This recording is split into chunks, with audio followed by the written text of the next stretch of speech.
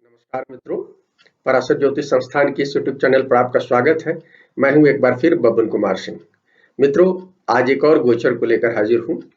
मित्रों, अभी फिलहाल जो है अभी आकाश में शनि और मंगल जो है नवांश में इकट्ठे बैठे हैं और ये शनि की मकर राशि में बैठे हैं। आपको पता है कि शनि जो है अभी इनिशियल डिग्री पर चल रहे हैं, 1.25 डिग्री के आसपास में। और अभी शनि जो है यहाँ रहेंगे। ये और ये जो 26 अक्टूबर से शुरू हुआ है और ये लगभग 1 महीने ऑलमोस्ट आप कह सकते हैं, क्योंकि ये 19 नवंबर तक ये होगा। जब गुरु चेंज कर रहे हैं उस समय तक ये शनि और मंगल जो है मकर नवांश में होंगे। और अपने यहाँ सभी लोगों ने कहा, क्योंकि नवांश जो है वो अपने यहाँ 3 डिग्री 20 कला का क्षेत्र होता है, 3 डिग्री 20 मिनट का क्षेत्र होता है, तो बहुत नजदीकी मामला होता है। माने इसको बहुत सारे लोग ट्रिपल ट्रांजिट के रूप में किसी भी घटना के ट्रिगर के लिए इसको जिम्मेवार मानते हैं। और इसलिए ये जो शनि और मंगल का है, वो भी पृथ्वी तत्व राशि मकर में ये जो नवांश में स्थिति बन रही है, तो इसको इस पर नजर रखने की जरूरत है। खासतौर पर इसलिए भी कि अभी ये रेवती नक्षत्र के क्षेत्र में है मंगल और उत्तराषाढ़ा नक्षत्र के क्षेत्र में है उत्तराषाढ़ा नक्षत्र के क्षेत्र में है शनि। तो ये जो दोनों की जो मिलन हो रहा है, हालांकि देखिए वक्री है मंगल, बावजूद मंगल की शक्ति को कभी भी नहीं करना चाहिए, उसको कम नहीं आंकना चाहिए। और हमेशा दुनिया में मंगल शनि के एकजुट होने पर बहुत सारी घटनाएं होती हैं और ऑलमोस्ट 1 महीने का ये मामला है। तो अभी हम आपको कहेंगे 19 सितंबर, तो खास तौर पर ये गोचर इसलिए भी इम्पोर्टेंट है कि अभी गोचर में सूरज जो है नीच के चल रहे हैं, तुला में चल रहे हैं, साथ में वक्री स्थिति में वो चल रहे हैं, बुध चल रहे हैं और बुध की राशि में शुक्र नीच के होकर चल रहे हैं।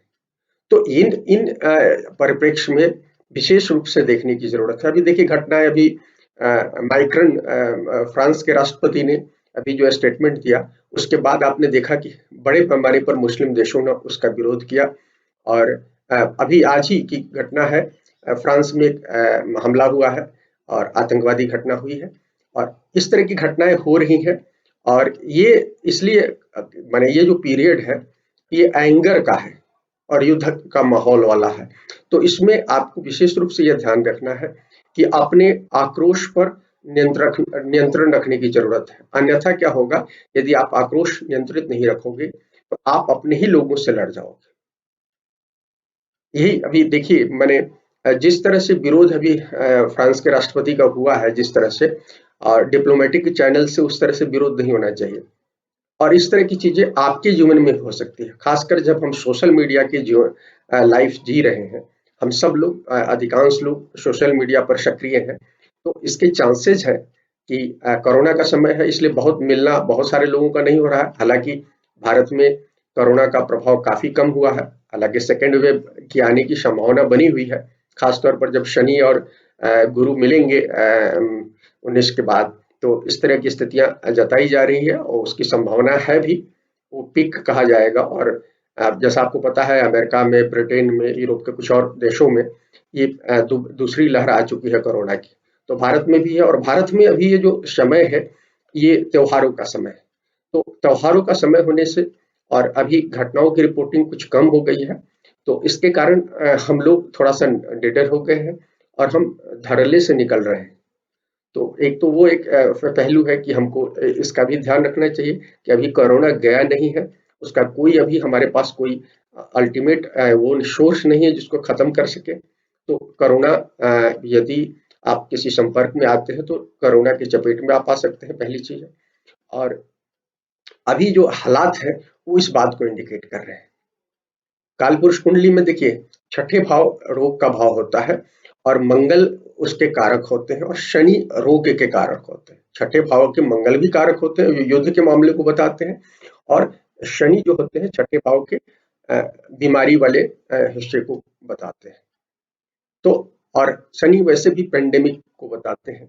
तो अभी जो है मंगल के साथ शनि की स्थिति है, तो और जो दूसरे ग्रह की स्थिति हमने बताया कि सूर्य नीच के हैं, शुक्र नीच के हैं, और 3 नवंबर तक स्वयं बुध वक्री है, और 13 तक मंगल वक्री है। तो इस परिप्रेक्ष्य में ये जो हो रहा है शनि और मंगल का नवांश में मिलन है, तो इसको ध्यान देने की जरूरत है।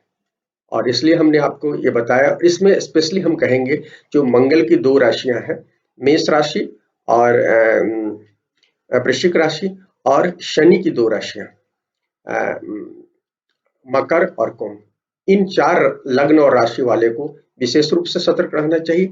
और जिनकी कुंडलियों में मंगल प्रभावी ग्रह है, कारक ग्रह है, या शनि कारक ग्रह है, क्योंकि दोनों ग्रह जो है, शनि कभी भी किसी को कंट्रोल नहीं होने देते हैं अपने पर, और मंगल जो है वो रैश के कारण है, और रैश में आकर तात्कालिक रूप से गलतियां करते हैं, और अभी वक्री है, उनकी दिशा भ्रमित है। और शनि हालांकि मजबूत है, लेकिन मंगल के साथ उनकी गति बिगड़ जाती है। तो उस गति बिगड़ने के कारण आप बहुत सारे रैश डिसीजन ले सकते हैं। तो आपको सबसे ज्यादा, यदि आप वाहन चला रहे हैं, बाहर निकल रहे हैं, इसमें ध्यान रखना है।